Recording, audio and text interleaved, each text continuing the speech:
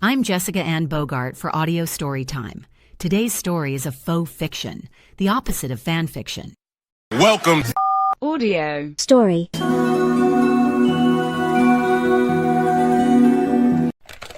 May the Force be clobbered! Part 3. The Rejection. An Anakin Vader Star Wars faux fiction. Narrated by Hugh McTaggart. And I'm not finished yet, Said the elf more quietly but still dead serious. She resumed her account of the Tatooine misadventure. Even Yoda was Anakinized. Anakinized. Vader sputtered. He couldn't believe what he was hearing. How so? Asked Sheev. The same way you were.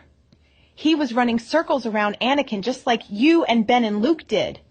The night he showed me to my room, he made sure I would be comfortable, and his parting words weren't just, "Learn from Tatooine, you will," or "Learn many different things, you will." Oh no, it was, "Get this, learn from Anakin, you will."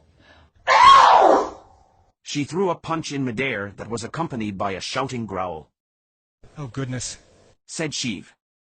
That man She jabbed a finger in Vader's direction. is not qualified to teach me things. I didn't want to learn anything more from him. I'd had enough of him on that first night, and be damned if I was going to be some little cog fitting neatly into whatever part of life Vader thought he could lay out for me. He had a chance with Padme and screwed that all up. You will not bring her name into this. Vader railed. Elf continued, her voice took on a mocking perky sing-song tone. Well, the next day. She said as if she was narrating the cheesiest kindergarten-level program ever. I did learn something from Vader. I got to hear him scream in pain. Oh, what fun. We just happened to be going by in the hospital section when that was going on. Funny little coincidence, huh? Her voice became hard again. That put me out of sorts for the rest of the day, just as you planned it. She glared at Vader. Though whether that was you putting on a hell of an act or someone else being tortured, that is anyone's guess. There was a shocked silence as Elf fought to regain her composure. But it wasn't just her rage boiling over, it was what she actually said. Ame recoiled, Cosima gaped, and Sheev paled. Before they had much time to recover and ponder these ideas, Ocean spoke again, this time in a mocking sweet tone. I bet that was absolute music to your ears when I came back with the message that I'd stick around to help get rid of Palpatine.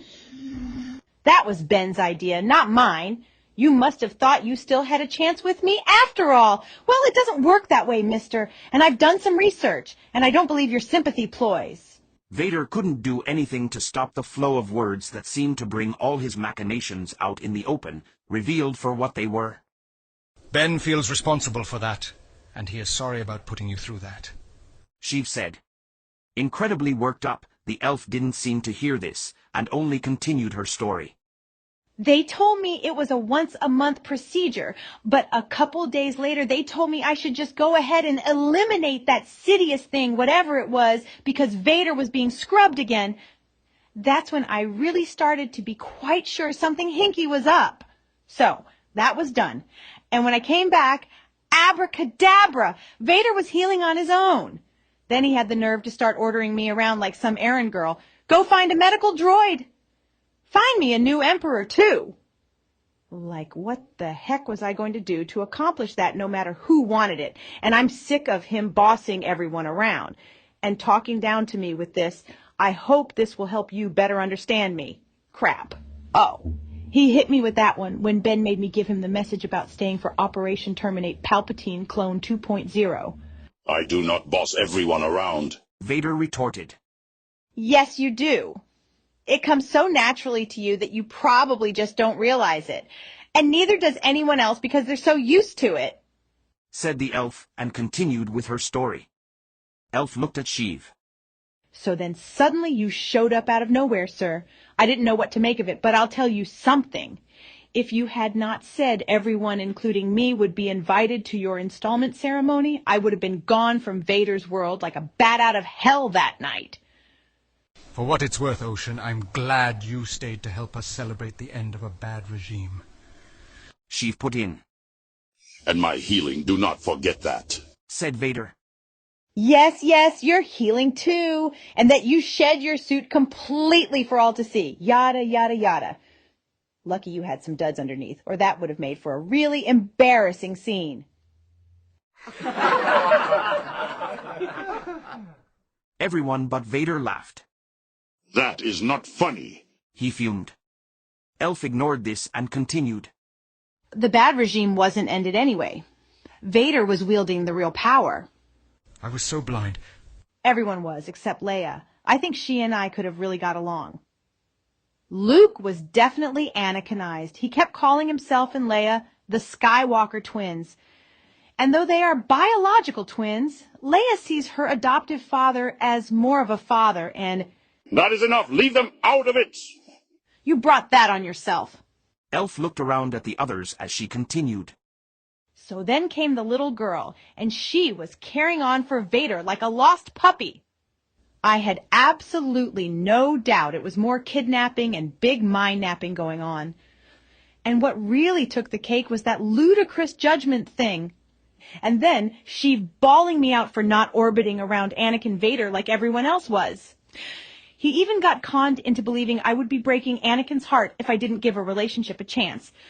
It seemed like he saw nothing wrong with Vader kidnapping me from my home, a terrible violation of my most basic human rights.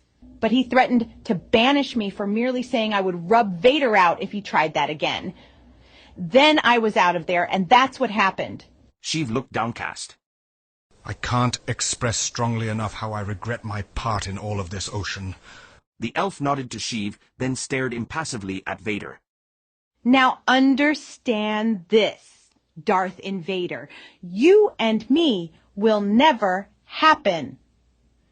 Besides the fact there is torture commission in your past, there is a guy in my own homeworld who is the only one I ever had any feelings for in that way. And whether or not he and I ever get together doesn't matter.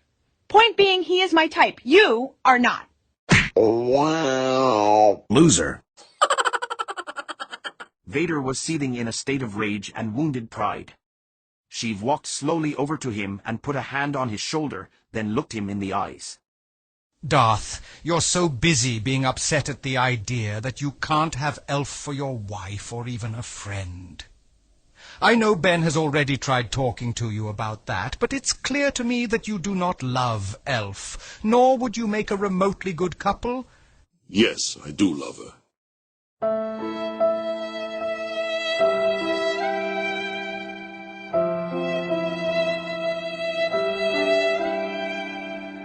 The elf made a disgusted grunt and scowled. Sheev shook his head. No, you do not. He insisted. You do not understand what love is. You wanted to possess her like you tried to possess Padme.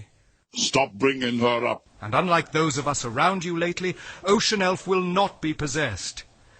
You were trying for an unhealthy, codependent relationship, with Elf's role as someone who made you happy and proud, regardless of how she might feel. If you really loved her, it would not happen in just a few short days. You would have respected her wishes and stopped trying to make her feel bad about your suit. You might have even tried to understand why she didn't want to talk about it. You would not have implanted your own ambitions into our minds to use us, people she respects, to force her to give you what you want. You do not love her. You don't even love us. You want to conquer her. And Darth, this elf will not be conquered. Shut up, Sheev. Vader shouted.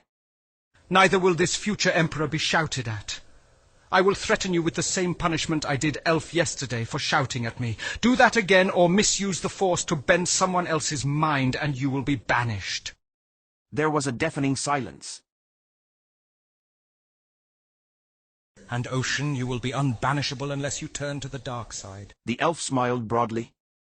Thank you. Now I can finally make peace with you, Your Majesty. You're welcome, Ocean Elf. Sheev smiled back happily. And please just call me Sheev. You and your friends here are welcome at my installment ceremony. Please do consider that an invite. We will come if we can, said the elf. Thank you. Oh, May piped up, looking excited. while we're on the subject of going back and forth from Earth to Tatooine, Everyone looked at her in anticipation. There is a girl reported missing from her home in Anaheim, California, who matches the description Ocean gave us this morning.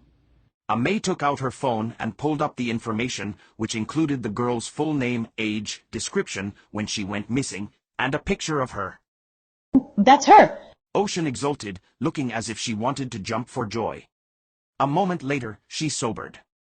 But she's been so brain-eaten by Anakin Vader, so who knows what her reaction would be to her family. While you were still on Tatooine, your force did a lot to counteract this. And since our own heads became clearer, we've had to comfort her. She is afraid of Anakin now, and she knows it was not him who rescued her. She knows he was the one who took her from her home and left her stranded in the desert. What? Well, Anakin and Vader, what do you got to say for yourself? Hey, wait, where did he go? I thought I saw him slink away in the trees over there. Cosima indicated the direction. Ocean turned menacing. He better not be planning to skulk around here and pretend to be Slender Man at night to try freaking me out. It won't work, and he'll get himself into a load of trouble. He'll be in trouble with me as well for violating an intergalactic restraining order. It's for the best he and you are kept apart, said Sheev. Elf looked for all the world like a kid who had just received the best birthday or Christmas gift in their life. Sheev continued. Now I should be going so we can work to get this little girl back to her family as soon as possible.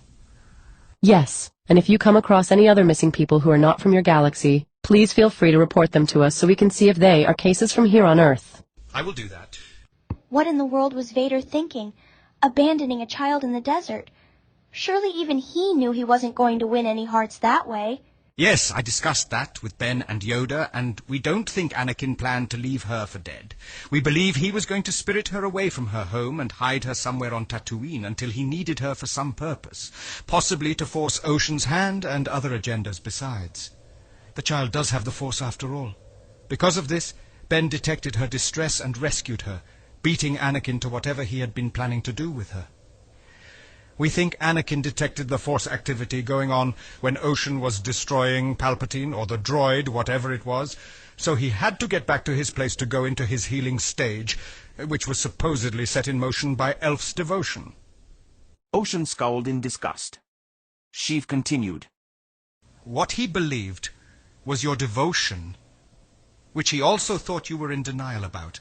Anakin could never understand that your mind cannot be probed, twisted, molded, pushed, and manipulated into whatever he wants, the way he's done with others. Well, I'll do all I can to help undo the mess Anakin Vader has made of things. I should also see where that boy got to. Thank you, ladies, for having me, and for your willingness to listen and give me a second chance, Elf. There's just one more thing I must try, and hope it'll work here before I go. With that, Sheev stared at the broken door Vader had kicked in. Nothing happened. Oh dear, I'm so sorry about that. I just tried to fix your door. That's no problem.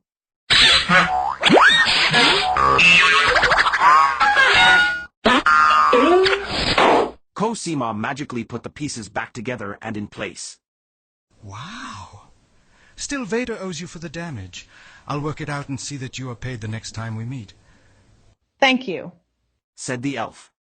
The girls and the Emperor said their goodbyes, and Emperor Sheev returned to Tatooine, and the girls returned to their regular activities at Mission HQ. Shmi's recovery was short-lived. She passed on the night of her recovery because of Anakin's selfish behavior, and she had learned about the horrendous things he had done. But no one had told Ocean this until she'd gone back to Mission HQ and Vader followed her to cause that monumental scene. As for Sheev himself, he never felt quite right as the new Emperor since it was not really him in authority. When he invited Ocean to celebrate his crowning, she said she would only be there if Anakin was not, and apologies to Shmi. That was when Sheev had to tell her that Shmi had passed away. Ocean took it hard, but Sheev tried to console her, telling her Shmi knew Ocean loved her. Time passed. Sheev left the Star Wars world within the year and settled into a home near Mission HQ. This way he could stay in touch with Ocean and the others, and the little girl's family. They were grateful he brought her back to them. Months later, word got back to Shiv that the little girl and her family were doing just fine.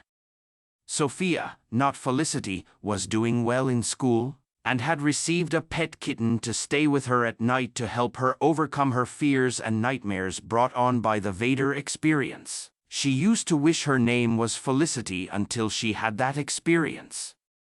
She was happy with her real name after that. She also wasn't blind. Vader had force-blinded her and mind-napped her to such an extent that made her carry on about a white cane when she had arrived in his galaxy. Sophia was more than glad to get her sight back, as was everyone else. As for Ocean Elf, the galaxy far, far away wouldn't ever see her again for dust. And Mission HQ declined all communication attempts from there. The Star Wars items on the property were given away, and only some were acquired later to be mistreated every time Ocean or anyone she knew got bullied and harassed over Star Wars.